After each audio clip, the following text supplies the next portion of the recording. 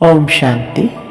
आज 21 नवंबर 2023 की साकार मुरली।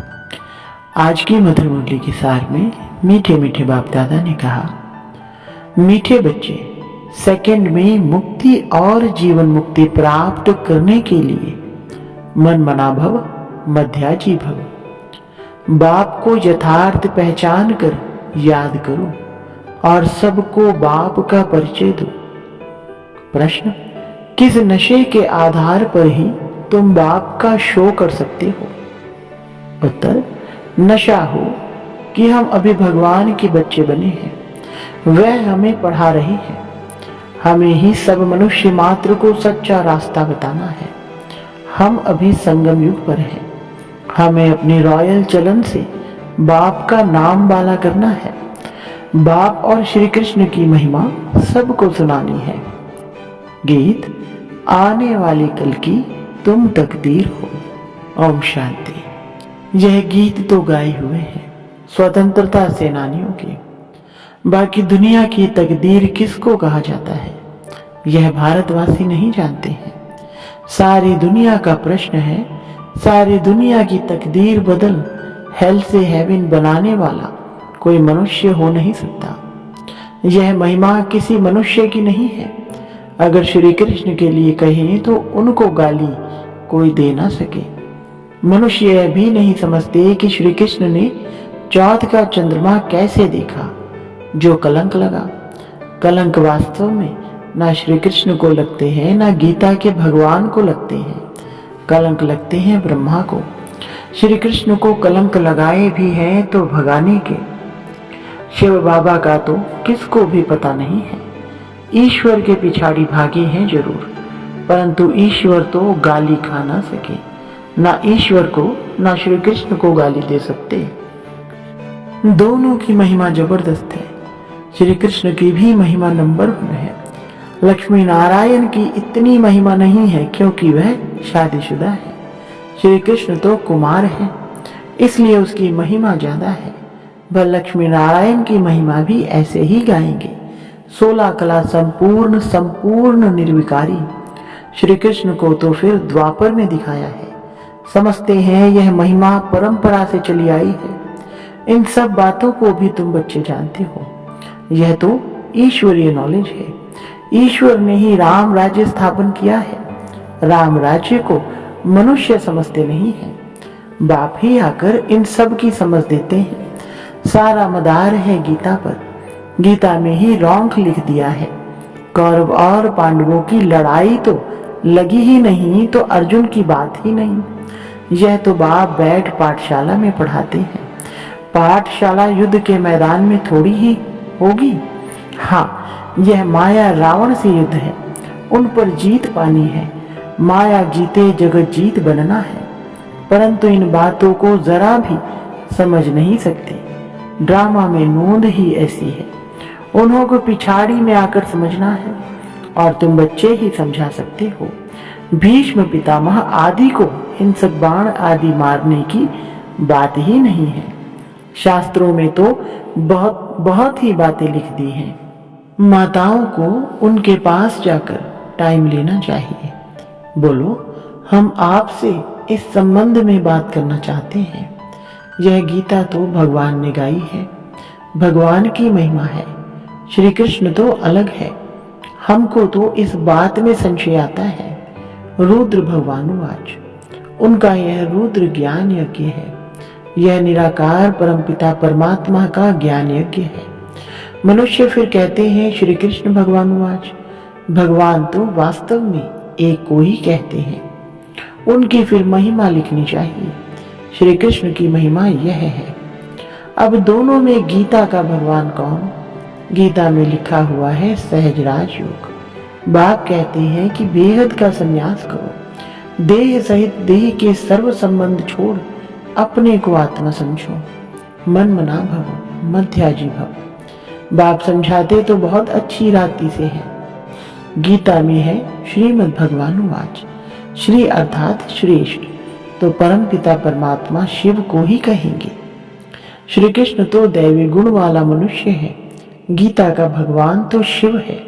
जिसने राजयोग सिखाया है। बरोबर पिछाड़ी में सब धर्म विनाश हो, एक धर्म की स्थापना हुई है। सतयुग में एक ही आदि सनातन देवी देवता धर्म था।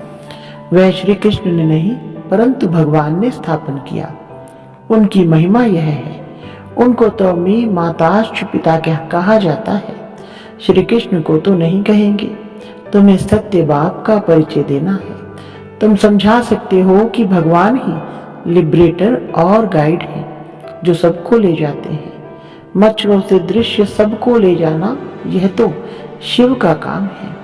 सुप्रीम अक्षर भी बड़ा अच्छा है। तो शिव परमपिता परमात्मा की महिमा अलग, श्री कृष्ण की महिमा अलग, दोनों सिद्ध कर समझानी है। शिव तो जन्म मरण में आने वाला नहीं है, वह पतित पावन है।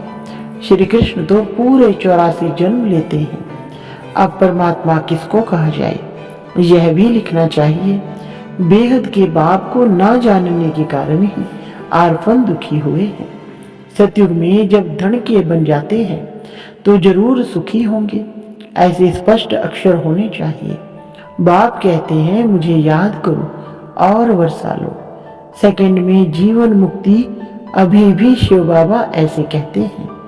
महिमा पूरी लिखनी है, शिवाय नमः। उनसे स्वर्ग का वर्षा मिलता है। इस सृष्टि चक्र को समझने से तुम स्वर्गवासी बन जाएंगे। अब जज करो राइट क्या है। तुम बच्चों को सन्यासियों के आश्रम में जाकर पर्सनल मिलना चाहिए। सभा में तो उन्हों को बहुत घमंड रहता है। तुम बच्चों की बुद्धि में यह भी रहना चाहिए कि मनुष्यों को सच्चा रास्ता कैसे बताएं। भगवान वाच, मैं इन साधुओं आदि का भी उद्धार करता हूँ। लिबरेटर अक्षर भी है। बेहद का बाप ही कहते हैं मेरे बनो।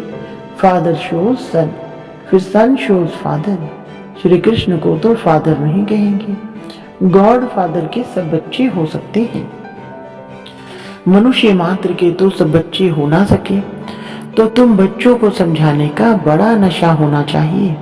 बेहद के बाप के हम बच्चे हैं, राजा के बच्चे राजकुमार की। तुम चलन तो देखो कितनी रॉयल है, परंतु इस बेचारे पर, श्री कृष्ण पर तो भारतवासियों ने कलंक लगा दिया है। कहेंगे भारतवासी तो तुम भी हो। बोलो हाँ, हम भी हैं, परंतु हम अभी संगमवर हैं। हम भगवान के बच्चे बने हैं और उनसे पढ़ रहे हैं। भगवान वाच, तुमको राजयोग सिखलाता हूँ। श्री कृष्ण की बात हो नहीं सकती, आगे चलकर समझते जाएंगे। राजा जनक ने भी इशारे से समझा है ना। परमपिता परमात्मा को याद किया और ध्यान में चला गया। ध्यान में तो बहुत जाते रहते हैं। ध्यान में निराकारी दुनिया और वैकुंठ देखेंगे। यह तो जानते हो हम निराकारी दुनिया के रहने वाले हैं। परमधाम से यहाँ आकर पाठ बजाते हैं। विनाश भी सामने खड़ा है। साइंस वाले मून के ऊपर जाने के लिए माथा मारते रहते हैं।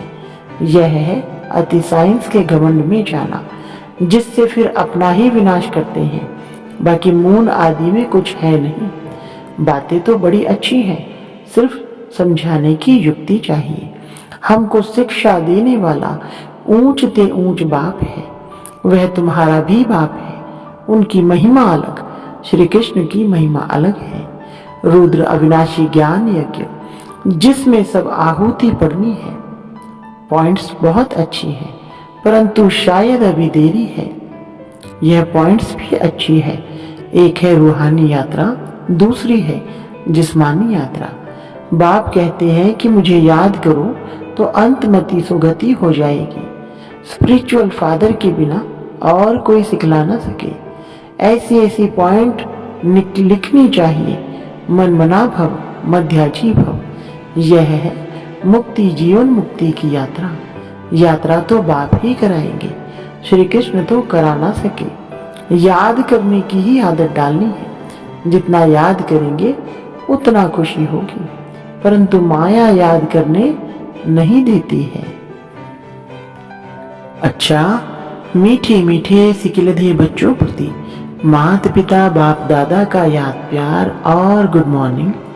सर्विस तो सब करते हैं, परंतु ऊंच और नीच सर्विस तो है ना। किसको बाप का परिचय देना है बहुत सहज। अच्छा, रूहानी बाप की रूहानी बच्चों को नमस्ते। रूहानी बच्चों की रूहानी बाप दादा को नमस्ते जी। धारणा के लिए मुख्य सार नंबर 1, बुद्धि से बेहद का संन्यास कर रूहानी यात्रा पर तत्पर रहना है। याद में रहने की आदत डालनी है। नंबर 2, फादर शोज सन, सन शोज फादर। सभी को बाप का सत्य परिचय देना है। सेकंड में जीवन मुक्ति का रास्ता बताना है। वरदान, मनसा और वाचा के मेल द्वारा जादू मंत्र करने वाली नवीनता और विशेषता संपन्न भव। विस्तार, मनसा और वाचा का मिलन जादू मंत्र का काम करता है।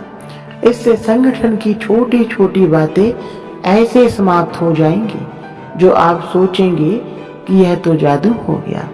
मनसा शुभ भावना व शुभ दुआएं देने में बिजी हो तो मन की हलचल समाप्त हो जाएगी।